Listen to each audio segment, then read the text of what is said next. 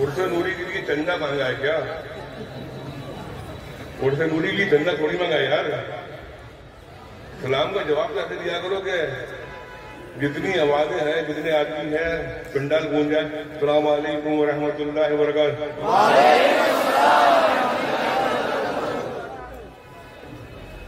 میں نظامت کے لیے نہیں آیا. نظامت تو کر رہے ہیں قاری عرفان صاحب قادری برکاتی خلیفہ حضور امین ملت.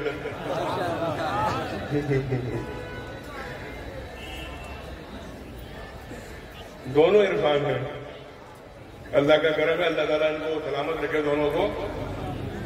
عرس نوری میں آنے والے میرے پیارے برکاتی نوری بھائیوں, آپ کا عرس نوری میں دل کی گہرائیوں سے استقبال ہے. اللہ تعالیٰ آپ کا آنا مبارک فرمائے. اللہ تعالیٰ آپ کا آنا مبارک فرمائے. ان کا ٹائم قریب کرتے قریب تر ہوتا جا رہا ہے.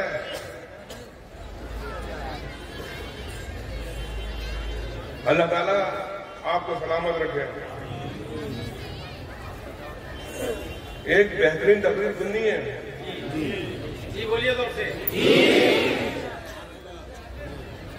آقا ماشاءاللہ بڑے بڑے برکاتی تشریف فرما ہے جن کی تقریر کے لیے مہینوں پہلے ٹائم لینا پڑتا ہے.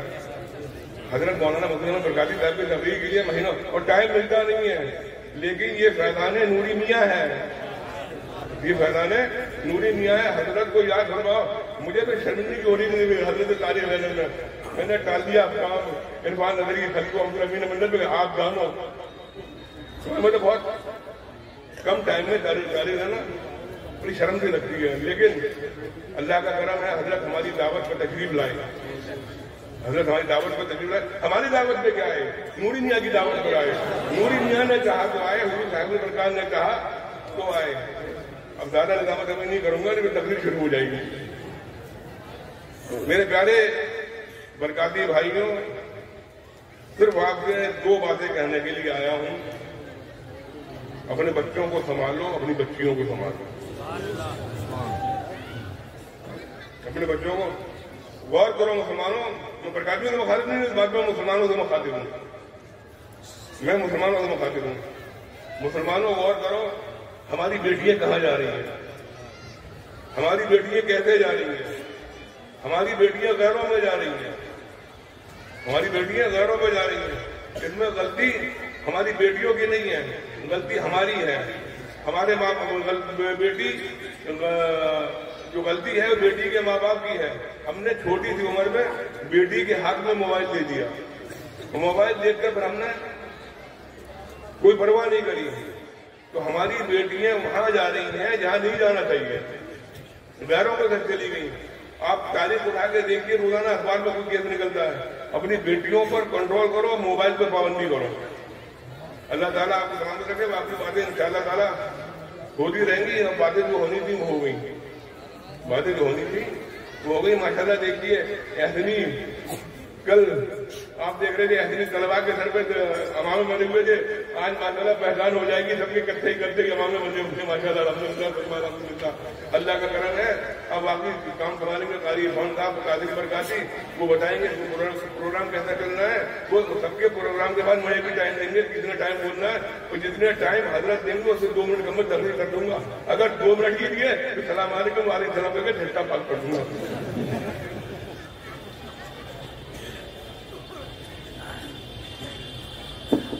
جب تک بکے نہ تھے تو کوئی پوچھتا نہ تھا. جب تک بکے نہ تھے تو کوئی پوچھتا نہ تھا. تم نے خرید کر ہمیں انمول کر دیا. حضرات اب آئیے بہترین ماحول میں گزارش کی جائے.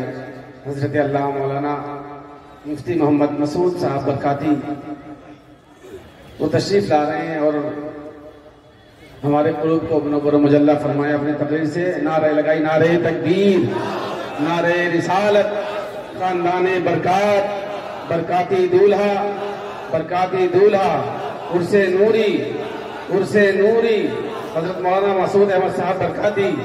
نعرہ تکبیر, نعرہ رسالت.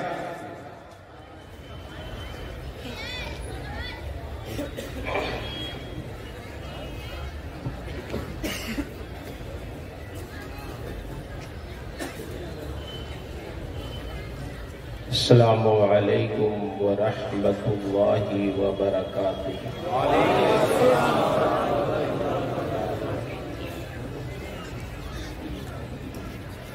نحمده ونصلي على رسوله الكريم، اما بعد فاعوذ بالله من الشیطان الرجیم، بسم اللہ الرحمن الرحیم۔ یا ایتها النفس المطمئنہ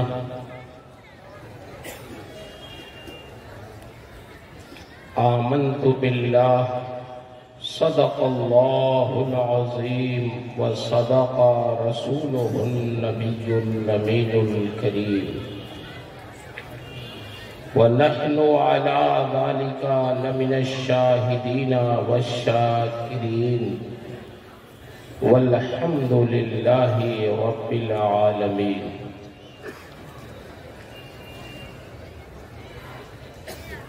انتہائی عقیدت و محبت اور احترام کے ساتھ بارگاہ رسالت مآب صلی اللہ تعالی علیہ وسلم میں درود شریف کا نذرانہ پیش کریں۔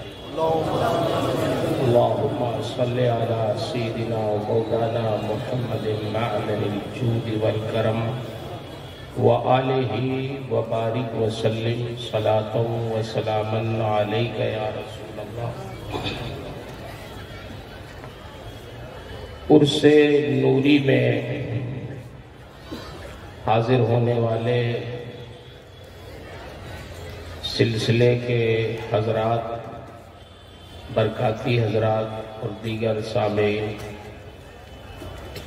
اللہ تعالی ہمارا اور آپ کا آنا مبارک فرمائے، اور اپنے ان بزرگوں کے فیوز و برکات سے ہم سب کو فیض یاب فرمائے، یہاں سے جانے سے پہلے ہم سب کی مغفرت فرمائے۔ ہم اور آپ ایک کتب کی عرس کی تقریب میں حاضر ہیں، جن کو میاں صاحب کہا جاتا ہے۔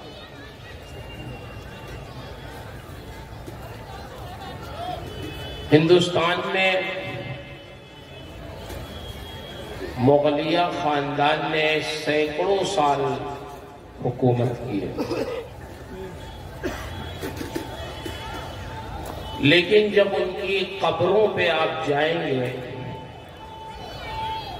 تو ایک شعر لکھا ہوا دیکھیں گے کہ بر مزار ماں غریباں نہ چراغے نہ گلے۔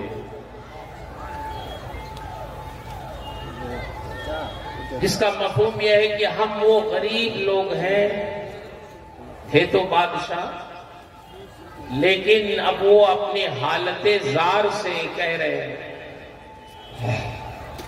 کہ ہم وہ غریب لوگ ہیں کہ ہماری قبر پر اپنا کوئی پھول چڑھانے والا ہے، نہ چراغ جلانے والا،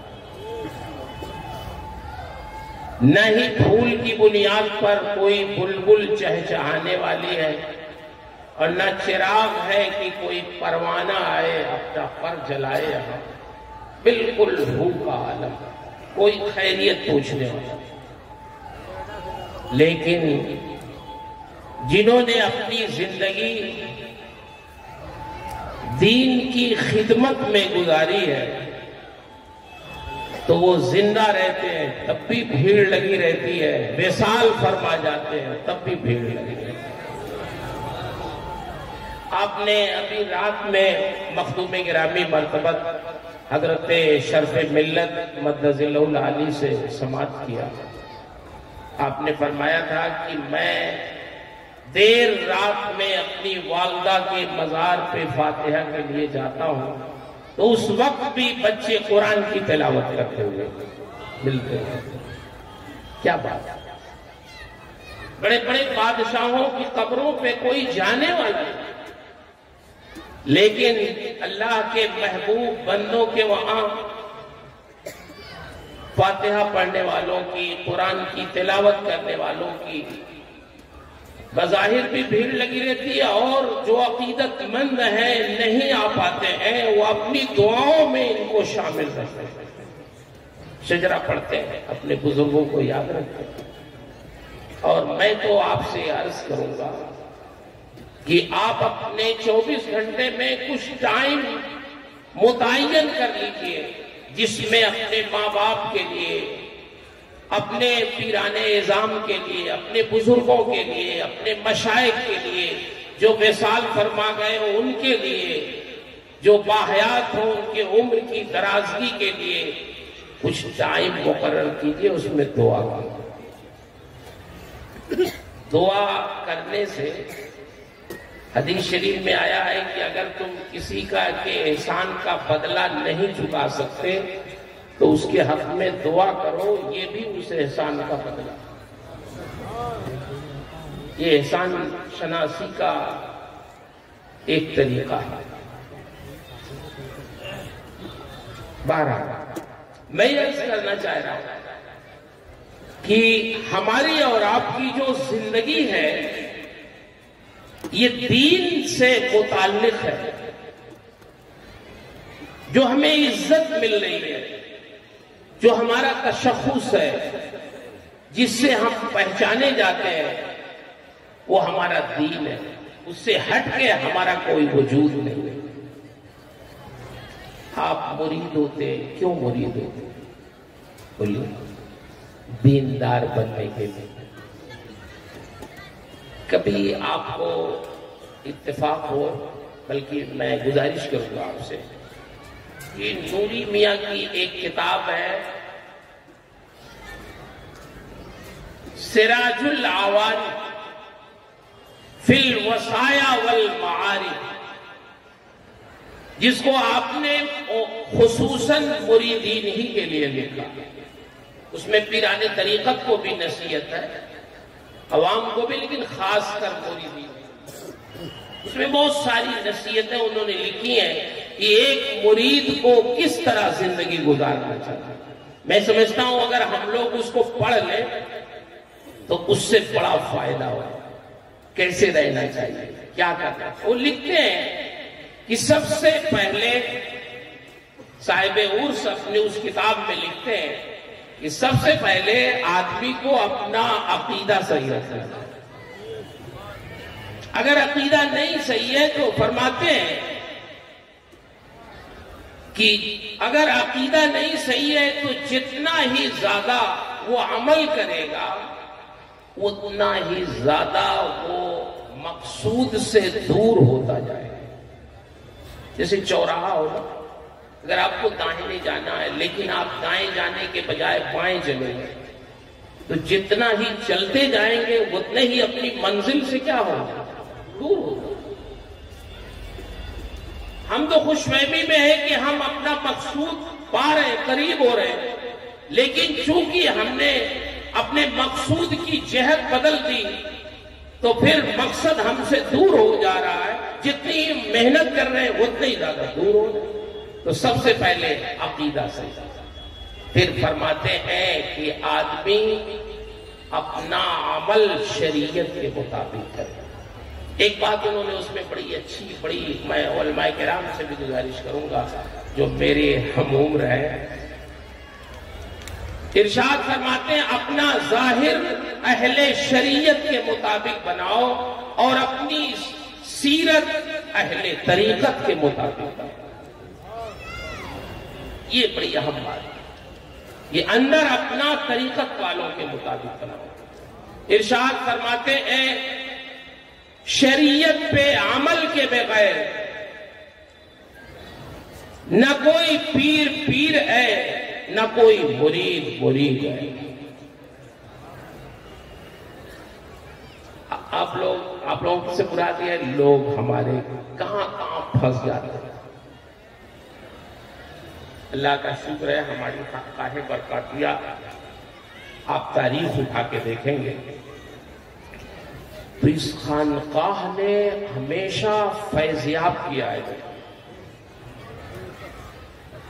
اور کس طرح سے فیضیاب کیا؟ جو علمی خاندان ہیں انہیں بھی فیضیاب کیا ہے، اور جو خانقاہیں ہیں انہیں بھی فیضیاب کیا. آپ دیکھیں گے حضور اچھے میاں شمس مارہرہ کے زمانے میں بدائیوں کو بدائیوں کو جوڑا، اور خاتم الاکابر کے زمانے میں بریلی کو جوڑا. پھر اس کے بعد اشرفی میاں علیہ الرحمہ کے ذریعے کشوچھا مقدسہ کو قریب کیا اور اتحاد پیدا کیا، محبتیں پیدا کی. تو خانقاہوں کو بھی جوڑا اور درسگاہوں کو بھی جوڑا، علماء کو بھی جوڑا. اس کا مطلب یہ ہے کہ مارہرہ ہمیشہ ہماری یہ خانقاہ جوڑنے کا کام کرتا ہے کہ خانقاہیں بھی جڑے اور علماء ربانیین بھی جڑے. تو یہ سنگم ہے، کیونکہ خود یہاں ایک سے ایک اہل اللہ رہے اور ایک سے ایک اہل علم و فضل رہے. تو انہوں نے دونوں چیزوں کو ملا کر تقسیم کیا. میں یہ پڑھ رہا تھا تو مجھے یاد آئی ایک بات کہ میں ایک بار گیا مدھو پور کے علاقے میں، بہار میں یا جھارکھنڈ میں. تو کچھ لوگ آئے، انہوں نے کہا کہ مولانا صاحب یہاں ایک پیر صاحب آتے ہیں، وہ نماز نہیں پڑھتے اور کہتے یہ ہیں کہ اس دلیل سنیے ذرا پیر صاحب. اللہ، وہ کہتے ہیں اس زمین پہ ہم کیا نماز پڑھیں؟ اس زمین کو تو ابلیس نے اپنے سجدوں سے ناپاک کر دیا. کوئی جگہ چھوڑی نہیں جہاں اس نے سجدہ نہ کیا ہو. اب یہ زمین اس نے ہمارے نماز کے لائق ہی نہیں رکھا، کیا نماز پڑھیں؟ اللہ، ایسی کیسی دلیل دیتے ہیں. تو ہم لوگوں نے کہا اچھا یہ بتاؤ تم لوگوں نے کیا جواب دیا؟ اب اس کے لیے کوئی مناظر بلانے کی ضرورت؟ اتنے دن سے تم لوگ تقریریں سنتے ہو علماء کرام کی، تو کیا اس کا جواب نہیں تم لوگ دے سکتے؟ کوئی بہت بڑی دلیل دینے کی ضرورت نہیں ہے تمہیں. بس اتنا کہہ دیتے کہ نادان، تمہارے لیے یہ زمین ناپاک ہو گئی ہے. یہی وہ زمین ہے جس پہ سید الانبیاء نماز پڑھتے تھے. یہی وہ زمین ہے جس پہ صحابہ نماز پڑھتے. یہی وہ زمین ہے جس پہ محدثین نماز پڑھتے تھے. یہی وہ زمین ہے جس پر حضور غوث الاعظم نماز پڑھتے تھے، خواجہ غریب نواز نماز پڑھتے تھے. پوری امت مسلمہ آج تک اسی زمین پہ نماز پڑھتی ہے.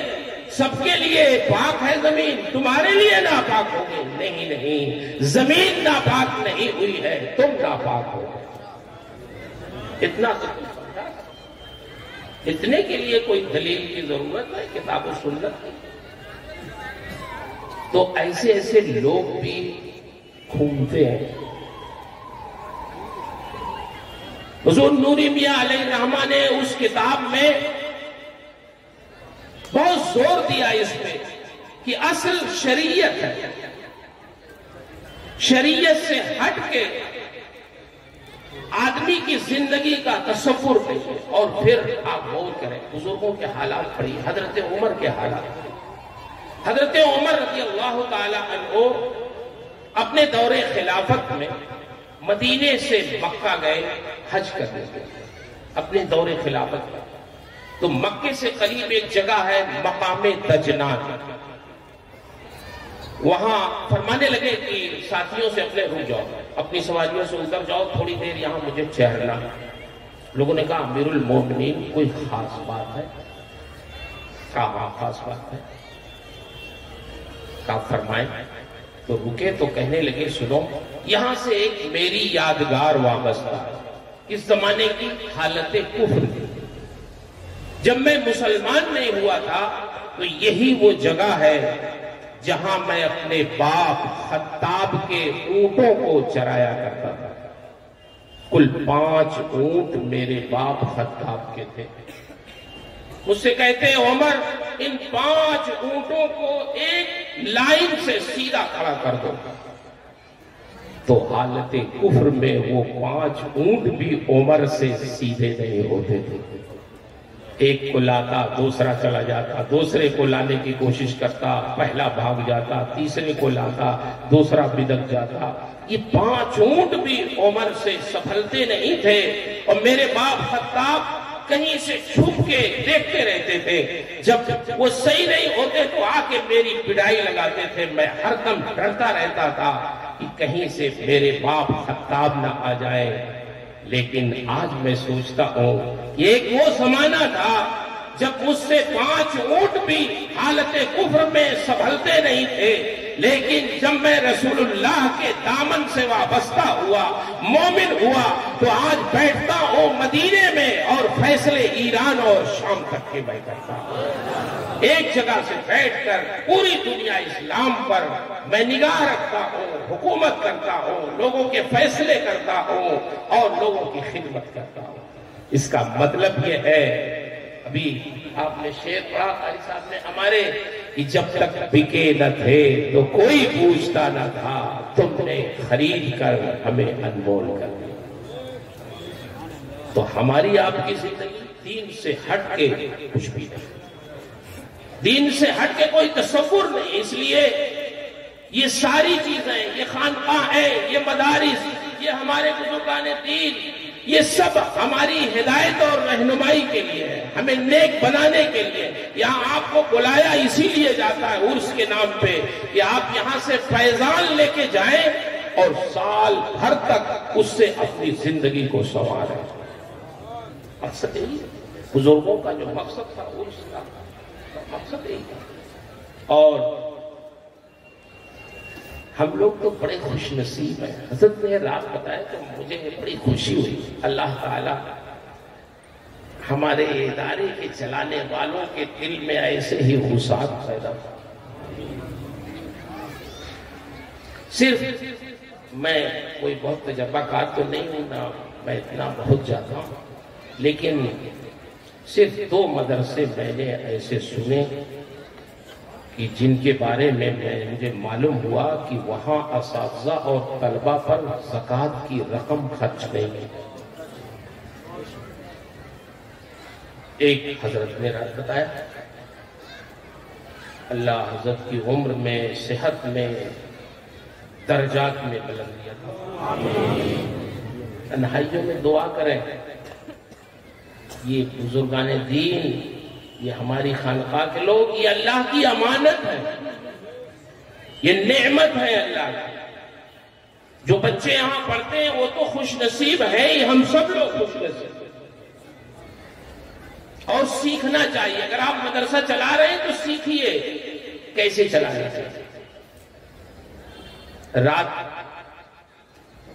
جب آپ فرما رہے تھے کہ کیا کھانا ہے، میں بچوں سے پوچھتا ہوں کھانا کیا؟ ناز برداری کس کو کہتے ہیں؟ آپ تو داخلہ کرا کے چلے جاتے ہیں، ناز برداری یہ کرتے ہیں. برداری مجھے یاد آئی بات، یہ ہمارے جو بزرگ تھے اسلاف، ان کا یہ طریقہ. ہمارے امام اعظم ابو حنیفہ رضی اللہ تعالیٰ عنہ، جن کی ہم تقلید کرتے ہیں. رات حضرت جب بتا رہے تھے تو میں یہ سوچنے لگا کہ امام صاحب کے جو جلوے تھے اس کا عکس اخلاقیات میں طلبہ کے ساتھ حضور شفیق العلماء و طلبہ میں نظر آیا. امام صاحب کے ایک شاگرد تھے امام ابو یوسف، یعقوب نام تھا. وہ خود اپنی داستان لکھتے ہیں کہ میں بچپن میں یتیم ہو گیا تو میری ماں نے ایک دھوبی کے وہاں ملازمت پہ لگا دیا. میری ماں سود کاٹتی تھی، اس سے خرچ نہیں پورا ہوتا. تو مجھ سے جب میں تھوڑا ہوشیار ہوا تو مجھے ایک دھوبی کے وہاں ملازمت پہ لگا دیا اور روزانہ تھوڑے سے پیسے میں پاتا تھا تو میں اپنی والدہ کو لا کے دیتا تھا. تو وہ اپنی آمدنی اور میری آمدنی دونوں کو ملا کے اسی سے ہماری پرورش کرتے، کھلاتے پلاتے۔ جس راستے سے میں دھوبی کے وہاں جاتا تھا ملازمت پہ، تو اسی راستے میں امام اعظم ابو حنیفہ کا مکان تھا۔ ایک دن میں نے نگاہ ڈالی تو دیکھا کہ بہت سے لوگ بیٹھے ہوئے، امام صاحب کچھ بیان کر رہے ہیں اور لوگ بڑی سنجیدگی سے سن رہے ہیں۔ تو میں نے کہا کہ چلو میں بھی دیکھتا ہوں کیا بیان ہو رہا۔ گیا، بیٹھ گیا۔ امام صاحب مسائل شرعیہ بیان کر رہے تھے، کتاب و سنت سے مسائل نکال کے بیان کر رہے تھے۔ میں بیٹھا، مجلس بہت اچھی لگی اور دن بھر وہیں رہ گیا، شام کو گھر آ گیا۔ تو اس دن میں نے چونکہ ملازمت نہیں کی تو مجھے پیسے بھی نہیں ملے، ماں کو میں نے کچھ دیا نہیں، میری والدہ نے کچھ پوچھا تو نہیں، لیکن وہ سوچنے لگی لڑکا لگتا ہے کھیلنے میں لگ گیا۔ دوسرا دن ہوا، پھر میں گیا، پھر امام صاحب کی مجلس میں بیٹھ گیا، شام ہوئی پھر میں چلا آیا، پھر پیسے نہیں دیے۔ اب جب تیسرا دن ہوا میں نکلا گھر سے تو میری والدہ بھی پیچھے پیچھے تاک میں کہ دیکھیں یہ جاتا کہاں آیا، کہ کھیلنے میں تو نہیں لگ جاتا۔ جیسے ہی میں امام صاحب کی مجلس میں بیٹھا تو میری والدہ بھی چلی آئی امام صاحب کی مجلس میں، انہوں نے برجستہ کہا نعمان یہ میرا بیٹا ہے، اس کو واپس کر دو۔ آپ کو معلوم نہیں میں بیوہ عورت ہوں، میرے پاس کھانے پینے کے لیے گزارے کے لیے کوئی چیز نہیں ہے، آپ نے اپنے کام میں لگا لیا اس کو۔ یہ کماتا تھا، کچھ پیسے لاتا تھا، کچھ میں کماتی تھی، اسی سے تو زندگی کی گاڑی چلتی تھی، آپ انہیں واپس کر دو۔ آپ نے فرمایا یعقوب کو بیٹھنے دو، پڑھنے دو، پڑھ لے گا، عالم ہو جائے گا۔ انہوں نے کہا نہیں مجھے پڑھانا نہیں ہے، بڑی سخت تھی وہ۔ آپ نے کہا علم حاصل کرے گا، عالم ہو جائے، کون سا علم تم پڑھاؤ گے میرے بیٹے کو؟ آپ نے فرمایا میں ایسا علم اس کو پڑھاؤں گا کہ یہ روغن پستہ میں مستقبل قریب میں فالودہ ڈبو کے کھائے گا، جو کھانا بادشاہوں کا کھانا۔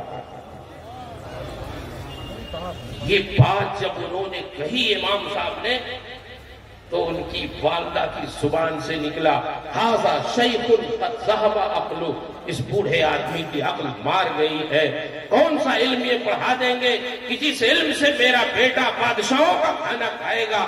کہاں میرا یتیم بیٹا، کہاں بادشاہوں کے کھانے کا خواب آپ دکھلا رہے ہیں؟ نہیں نہیں مجھے پڑھانا نہیں، واپس کرو میرے بیٹے۔ امام صاحب سمجھ گئے بہت سخت ہے، یہ لے کے چلی جائیں گی۔ فرمانے لگے اچھا یہ بتاؤ بیٹا کتنا کماتا ہے روزانہ بتاؤ؟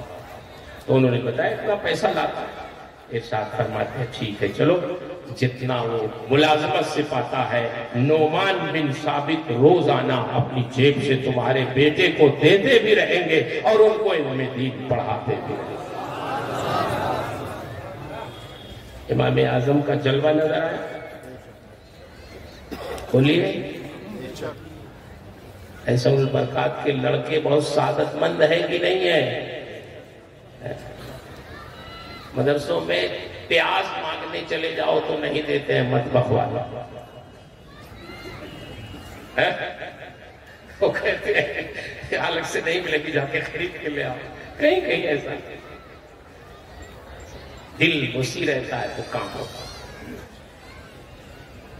امام صاحب سمجھ گئے، انہوں نے کہا اچھا جاؤ پیسہ ہم دے دیں گے، بھائی پیسے کی بات ہے مسئلہ حل ہو گیا۔ امام اعظم امام ابو یوسف فرماتے اے میرے استاد امام اعظم مجھے پڑھاتے بھی رہے، روزانہ الٹے تنخواہ بھی دیتے رہے، اور صرف یہی نہیں کہ مجھے دیتے رہے، جب میری شادی ہو گئی تو فرمانے لگے یعقوب تمہارا خرچ بڑھ گیا ہے، اب یہ تمہارا خرچ ہے اور یہ تمہاری بیوی کا خرچ ہے۔ میری بیوی کا بھی خرچ دیتے رہے، اتنا پڑھایا اتنا پڑھایا۔ امام ابو یوسف امام صاحب کے وصال کے بعد قاضی الشرق والغرب ہو گئے، دنیا اسلام کے سب سے بڑے قاضی چیف جسٹس ہو گئے۔ خلیفہ مجبور ہوا ان کو بنانے پہ۔ اب وہ جانتے ہیں جب قاضی الشرق والغرب ہوئے، چیف جسٹس ہو گئے تو وہ بادشاہ کے ساتھ کھانا کھانے لگے۔ بادشاہ نے کہا ہمارے ساتھ، خلیفہ نے کہا ہمارے ساتھ کھانا کھانا۔ اب امام صاحب کہیں جا رہے ہیں تو ہٹو بچو، یہ ساری چیزیں، ان کا بستر چیک ہو رہا ہے، ان کا کھانا چیک ہو رہا ہے، ان کے آگے پیچھے لوگ ہیں۔ ایک دن بیٹھے دسترخوان پہ تو روغن پستہ میں فالودہ ڈبو کے آ گیا۔ جیسے ہی دیکھا فضحک ابو یوسف، امام ابو یوسف ہنسنے لگے فالودہ دیکھ۔ خلیفہ نے کہا حضور کیا بات ہے، یہ کھانا پسند نہیں ہے کیا آپ کو؟ ارے یہ ہم کو بھی روزانہ نہیں ملتا، ہفتے میں ایک دن آتا۔ خلیفہ کو کہنے لگے نہیں پسند ہے۔ ہنس اس لیے رہا کہ جس وقت میرے امام نے، میرے استاذ نے فرمایا تھا میری ماں سے کہ اس کو چھوڑ دے، میں تیرے بیٹے کو ایسا علم پڑھا رہا ہوں کہ یہ روغن پستہ میں فالودہ ڈبو کے کھائے گا، تو میری ماں نے کہا تھا ھذا شیخ قد ذہب عقلہ، اس بوڑھے آدمی کی عقل مار گئی ہے۔ کاش اگر میری ماں آج زندہ ہوتی تو وہ دیکھ لیتی کہ میرے امام اعظم اپنی باطنی نگاہوں سے اتنی دور تک دیکھتے ہیں جہاں سے ہم اپنی ظاہری نگاہوں سے۔ یہ کشف ہے۔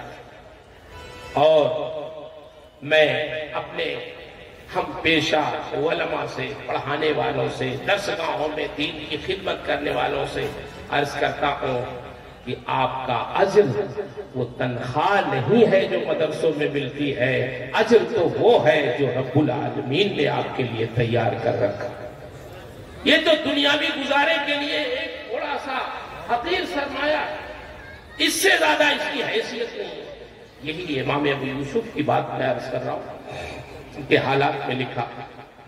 سلسلے قادریہ میں ایک بزرگ ہیں حضرت سیدنا معروف کرخی علیہ الرحمہ، یہ ہمارے خود میاں صاحب نے اپنی کتاب سراج العوارف میں بھی لکھا ہے اس کو، کہ جب امام ابو یوسف نے قاضی القضات کا منصب قبول کر لیا، چیف جسٹس بن گئے، تو حضرت معروف کرخی دوست تھے، ناراض ہوئے۔ وہ لائن کے تھے تو ناراض ہو گئے، اس بات پہ ناراض ہوئے کہ تم اب سرکاری آدمی ہو گئے، تمہارے استاد امام اعظم نے منصب نہیں قبول کیا اور تم نے جا کے قبول کر لیا، تو اب ہماری دوستی ختم۔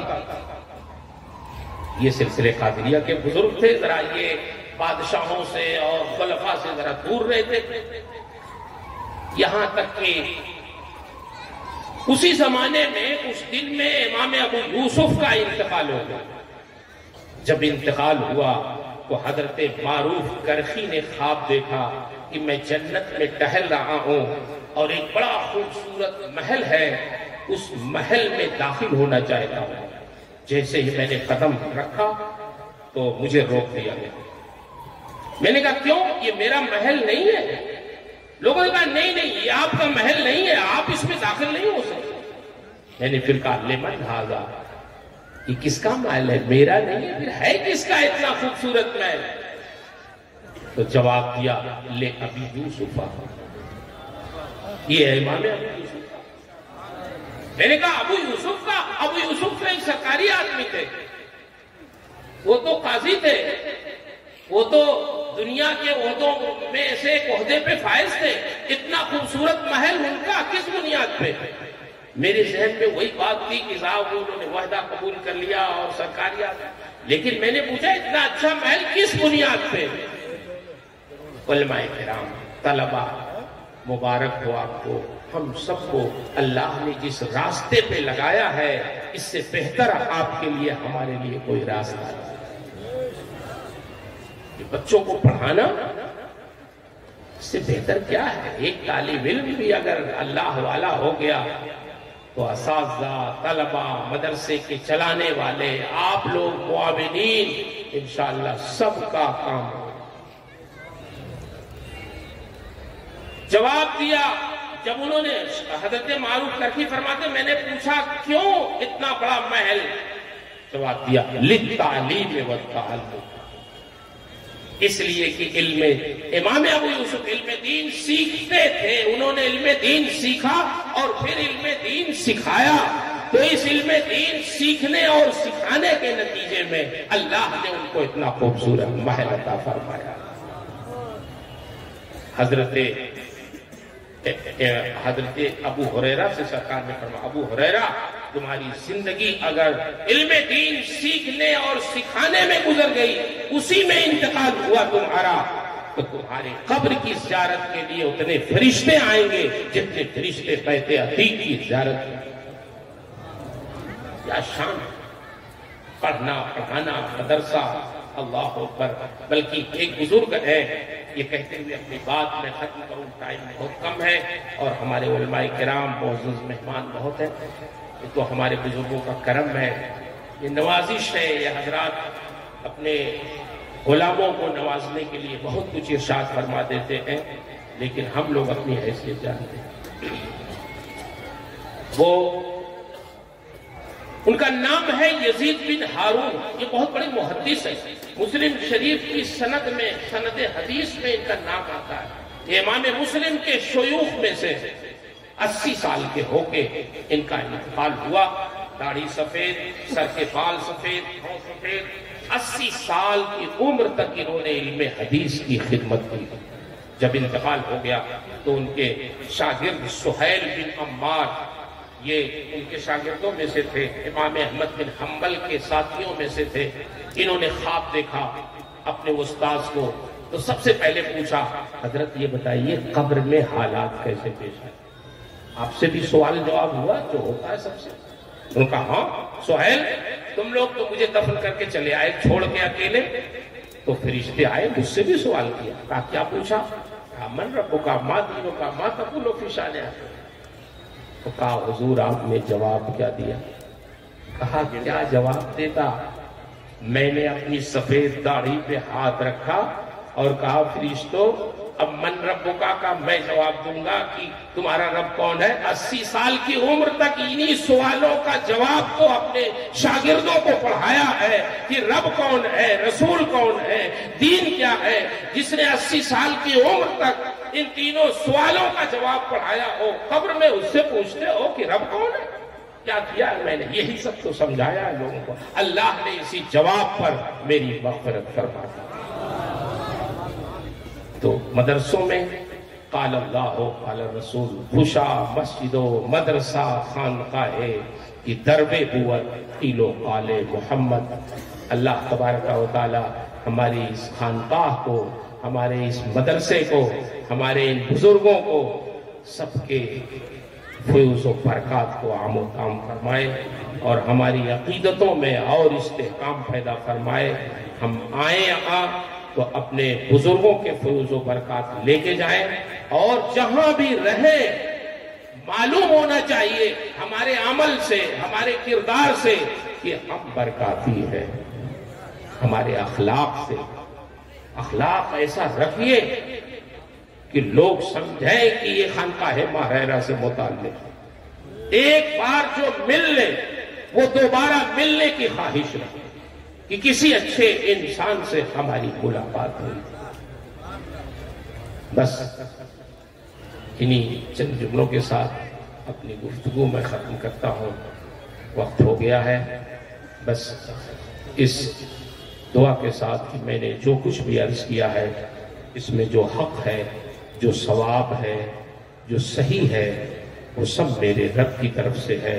میرے بیان میں، میری تعبیر میں، خود میرے سمجھنے میں، میرے سمجھانے میں جو غلطیاں ہیں وہ سب میری طرف سے ہیں۔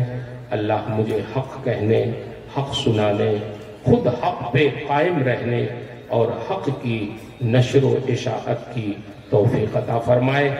ہمارے بزرگ، ہمارے مشائخ، بالخصوص حضور امین ملت، حضور شرف ملت، حضور شفیق العلماء والطلباء، حضور رفیق ملت، حضور امان ملت اور خانوادے کے جتنے بھی ہمارے شہزادگان ہیں، اللہ سب کی عمروں میں برکت عطا فرمائے، سب کے درجات بلند فرمائے، سب کو صحت و عافیت کے ساتھ رکھے، سب کو نظر بد سے محفوظ رکھے، مریدین پر، متوسلین پر، محبین پر ان کا سایہ عاطفت دراز رکھے۔